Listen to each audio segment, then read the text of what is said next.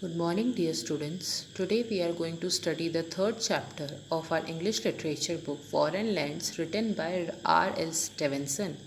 The full name of R.L. Stevenson was Robert Louis Stevenson. There are 5 stanzas in this poem. We'll understand all the 5 stanzas one by one. First of all, let's look at the first stanza. Here is the first stanza of the poem. Up into the cherry tree, who should climb but little me? I held the trunk with both my hands and looked abroad on foreign lands. Okay, here the poet is saying that he wants to climb a cherry tree, and he is asking himself that who should the climb that how should I climb the tree as I am very little. I held the trunk with both my hands. The poet is holding the trunk of the tree with both of his hands, and finally he climbed the tree and he was able to look abroad on the foreign lands. Abroad means places which are beyond our you can say foreign places. Okay, so here we can understand that the poet R.L. Stevenson is having an ambition. Basically, the poet is having an ambition to travel for foreign lands and look at the people and the places at the foreign land. Now in the next stanza, I saw the next door garden lie, adorned with flowers before my eye, and many pleasant places more that I had never seen before. So basically the poet R.L. Stevenson is in his childhood, and he is having an ambition to travel foreign places and to see foreign places. So he is saying that he wants to see, when he reached the top of the cherry tree, through the top of the cherry tree he saw the next door garden which was nearby. The garden was filled with flowers, and there were many more pleasant places that he had never seen before. So basically in the first 2 stanzas of the poem, the poet is explaining about giving a description about his ambition to travel foreign places and look at the different places throughout the world.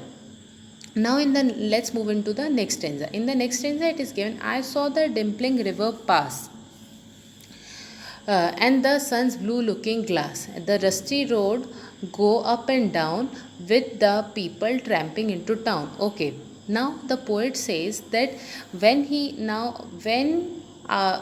grew up, and this stanza of the poem shows the age of youthfulness of the poet. Okay, so while traveling to various foreign lands, he saw the dimpling river pass. Okay, he saw the river pass and the sun's blue looking glass. Okay, so what is the meaning of sun's blue looking glass? It means when the sun rays fell on the river, it looked like a blue glass. The dusty road got up and down with people trampling into town. Okay, there were and he saw different types of people throughout his journey of life. Whenever he traveled into this abroad and distant places, he saw various types of people go up and down, and different types of people moving around the town. Okay, now let's move into the next stanza number 4 of the poem. If I could held a higher tree, farther and farther I should see, to where the grown-up river slips into the sun among the ships. Now, in the next this stanza, the poet explains about the next stanza of a life. Okay, he says that now he is grown up to an old man, and he said that if he could find a higher tree, he just has an aspiration that if he could travel more distance places, he would be able to see more far off places, and he want to see where the grown up river slips, where does the river grows, and where does it finally reaches into the sun among the ship. Okay, and how does this river water go near the ships, and how does the ships come in contact with the river water? It means we all know that the river water go and mix with the sea, and the sea water go and mix with the ocean. So basically the poet had a desire to look where this river water goes and mingles with the big ocean.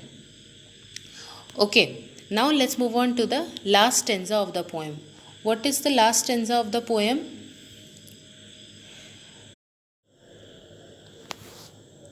Now this is the last stanza of the poem. to where the roads on either hand lead onward into a fairyland, where all the children dine at 5 and all the playthings come alive. As we all know that poet has reached to his old age, and he has some aspirations and desires which he was not able to fulfill.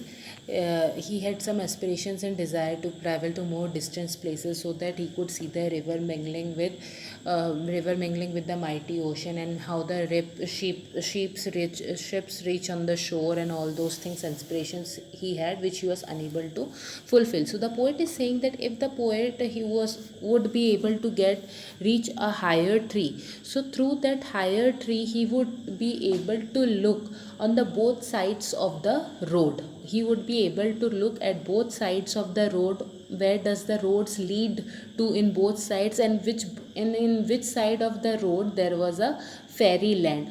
The fairyland he is comparing, fairyland, the word fairyland he is denoting to that place where he has spent his childhood. Okay, so he's saying that if you would have reached a higher tree, you would be able to identify that at which side of the road there was a fairyland, and where at that fairyland all the children have their dinner at 5 and all the playthings used to come alive. So here the poet wants to go back to his childhood so that he could relive his memories of childhood. I hope you all are able to understand this entire chapter.